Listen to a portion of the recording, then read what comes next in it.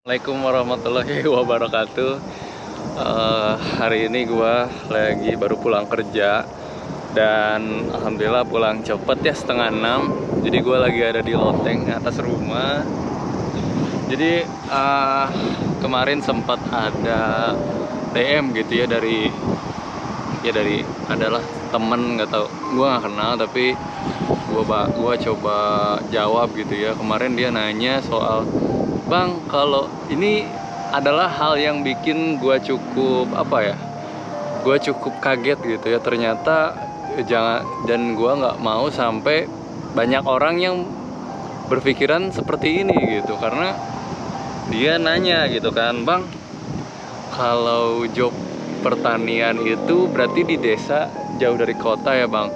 Berarti kalau yang hobi ngonten nggak cocok ya, Bang, untuk apa? Untuk di job pertanian. Aduh, kata gue tuh lah, ini orang berarti kayak tujuan ke Jepang tuh udah salah gitu, guys. Jadi gue cukup kaget gitu ya. Oh, orang-orang berpikirnya kayak gitu ya. Maksud gue, ya itu terserah ya, kalian mau konten kayak gue atau kayak gimana pun, tapi tolong gitu, kalian harus lebih realistis lagi, lebih bijak lagi dalam berpikir gitu ya, teman-teman. Karena jujur gitu, gue di sini sangat gue ngerasa kayak aduh, ada ya yang mikir kayak gini. Karena jujur aja teman-teman, kalau kita berpikir seperti itu, alasan kita untuk ke Jepang tuh kurang gitu. Kalau cuman pengen ngonten gitu ya, karena jujur untuk kerja di sini tuh susah-susah gampang gitu ya. Dengan kalian pengen job yang sesuai dengan ekspektasi kalian gitu ya, dengan job yang kalian pengen, itu tuh nggak semudah itu kalian dapetin gitu. Kalian pengen di perkotaan, pengen kerja yang enak dan biar bisa ngonten, nggak semua pekerjaan bisa sefleksibel itu, teman-teman. Jujur, kalau kalian pengen kayak gitu ya kalian liburan gitu. Jadi perlu kalian pahami, kalau untuk kalian pengen ke Jepang kerja ya kalian niatnya juga harus kerja. Jangan sampai ekspektasi kalian yang membuat kalian sendiri menderita gitu, teman-teman ya. Jadi jangan sampai kalian berpikiran ekspektasi yang terlalu tinggi gitu. Kalian kerja udah settle gitu ya, dapat gaji, bisa ngonten, nah itu pasti idaman lah. Pasti itu idaman banget. Tapi jujur teman-teman ya, untuk bisa beradaptasi di dunia kerja, apalagi kita baru datang dengan bahasa pas-pasan, ini lagi ngomongin diri gue sendiri teman-teman ya. Jadi gue pertama datang tuh benar-benar kayak ya, apalagi ya, karena gue pernah ada di fase itu, kayak ngerasa dulu ya emang niatnya padahal udah niat kerja, udah wah siap lah, gue siap bekerja gitu di Jepang. Tapi gue sedikit terlena teman-teman, karena dulu datang tuh kan lagi COVID ya, baru dibuka Jepang. Itu gue datang ke Jepang, tinggal di hotel gitu kan, seminggu di hotel gratis gitu ya, dibayarin dari perusahaan. Gue kayak anjir, ini kayak liburan gitu ya jatuhnya. Liburan seminggu di hotel lah kasarnya, masuk ke Senta ya gitu, belajar gitu-gitu. Wah, kayak udah nggak sabar buat jalan-jalan ke Tokyo dan lain sebagainya gitu. Tapi pas ternyata di dunia kerja, pas gua kerja awal-awal ya masih fine-fine aja, diajarin dengan baik. Tapi 3 bulan awal itu masa adaptasi kita untuk bekerja, dan sumpah kaget, pasti kaget. Karena mungkin ekspektasi kita ya kayak liburan aja ke Jepang gitu. Itu gue udah niat emang kerja ke Jepang lah. Apalagi kalau yang dari Indonesia niatnya udah lain gitu ya teman-teman. Tapi karena niat itu nggak bisa bohong ya, kalian nggak bisa membohongi diri sendiri, dan kalian harus bisa ngontrol itu. Kenapa harus bisa ngontrol itu? Karena di Jepang tuh tidak seindah yang ada di sosial media, teman-teman. Benar. Untuk bisa beradaptasi di dunia kerjanya gitu ya, adaptasi bahasa itu tuh nggak mudah gitu. Maksud gue ya, jadi kalian harus lebih fokus lagi dan realistis dulu teman-teman sebelum kalian pergi ke Jepang gitu ya. Harus realistis dulu.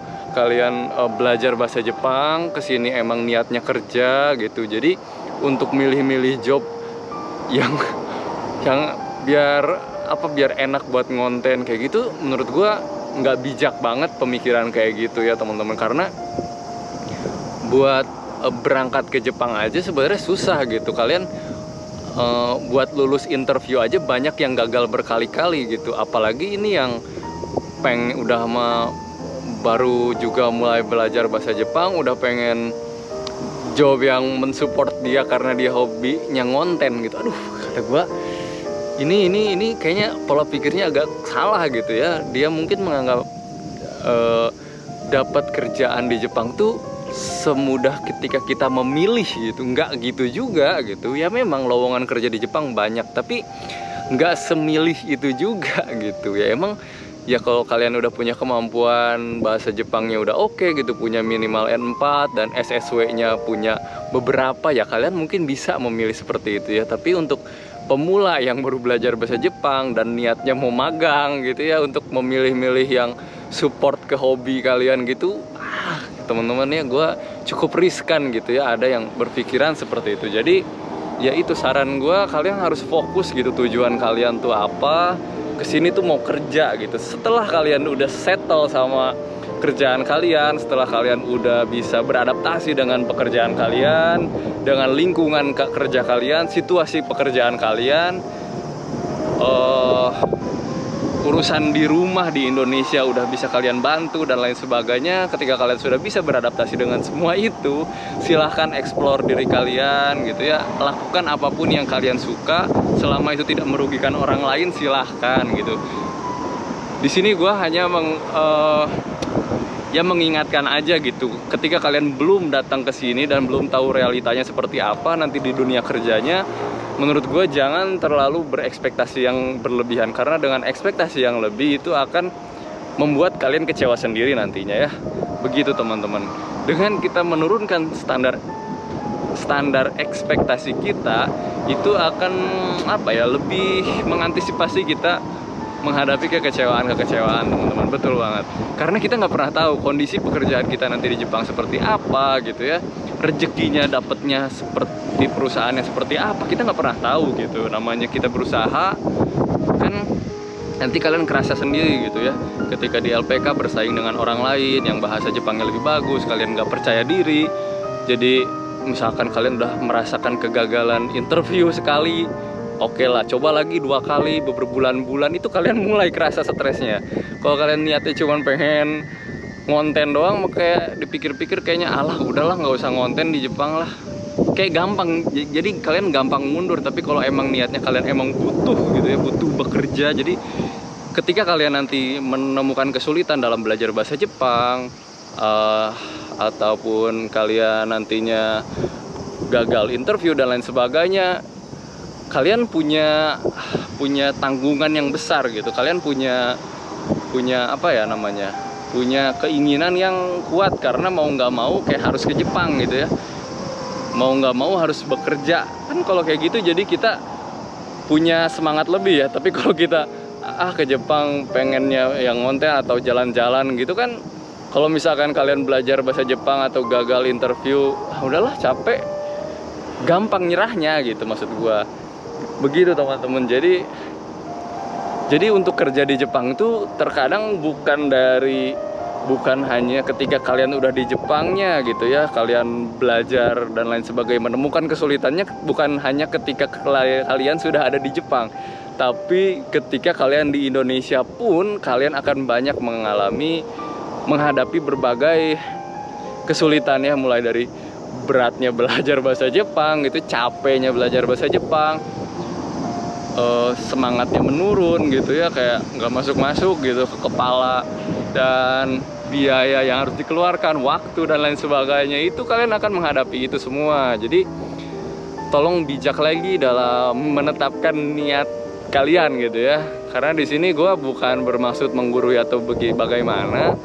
Jujur aja gue tuh mulai main sosial media soal Jepang ya, maksudnya kayak gitu-gitu tuh ya setelah gue bisa beradaptasi gitu, dan itu butuh waktu yang cukup. Kayak ya baru 1 tahun gitu ya, udah 1 tahun kayak gitu-gitu gue baru. Jujur gue nggak menghalangi kalian melakukan apapun ya, tapi itu terserah kalian. Tapi maksud gue, sebelum kalian datang ke sini belum tahu realitanya, jadi kalian harus berpikir hal-hal yang lebih realistis lagi gitu. Jangan yang terlalu maksudnya berpikir yang enak-enaknya aja gitu, berasa jalan-jalan, nggak gitu. Setelah kalian udah bisa beradaptasi dengan semuanya, silahkan explore diri kalian sebaik-baiknya gitu ya. Oke, mungkin segitu aja ya. Ada apa ya namanya, keresahan dari gua gitu yang gua udah coba ungkapin. Anjir, ada tawon.